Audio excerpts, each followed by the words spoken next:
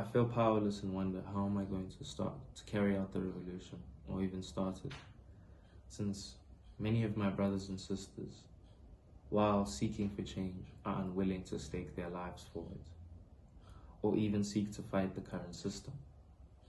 The importance of my wording should be noted here. As I say, the system, and not government for a reason. As the great Kwame Ture has said, a corrupt instrument cannot be used for the liberation of the people. This means a total rejection of the current capitalist system and all it stands for is needed. However, this proves to be difficult, as the said system has produced comforts the masses cannot exist without. Or shall I say, manipulated the masses into thinking these produced comforts are essential to life itself. And therefore, to liberate ourselves from the current system would be to liberate ourselves from comfort and life itself, and that we be reverting back to the Dark Ages. Remedying this hex will prove to be incredibly difficult, and further when asked to stake your life for it. What confuses me is the fact that people, while being somewhat aware of the injustice and irresolvable antagonisms, as well as the oppression brought by the capitalist system, refuse to do anything but instead watch the house burn from the inside. However, I cannot say that this is anything new, as the peasants would do the same merely because the kings and noblemen granted them the pleasures of watching live executions. These same peasants would do nothing unless they were pushed to the most extreme of circumstances.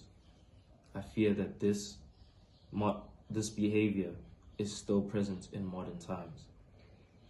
But as everything evolves, as such as life, even the means of oppression have evolved.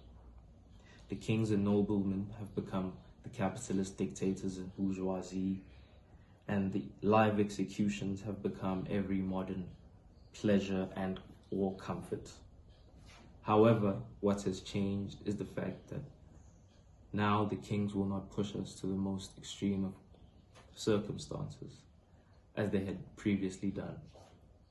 Now they tread on the border of allowing us to live with certain luxuries while not affording the luxury of living as we wish. They will not grant us the luxury of not being oppressed, of not being wage slaves, of not living in poverty, of living on the land. This limbo of existence induces a sense of helplessness which we all feel. The capitalist then convinces us that money is our way out. The capitalist brings forth a solution to the problem that they have produced in order to make wage slaves out of all of us, in order to keep their system running. We are given a destination to run to, not realizing that we are merely a cog in a poorly built, although well-running machine. However, there is a way out, which isn't the way the capitalist has sold. Instead of running the route given, we must destroy the whole system.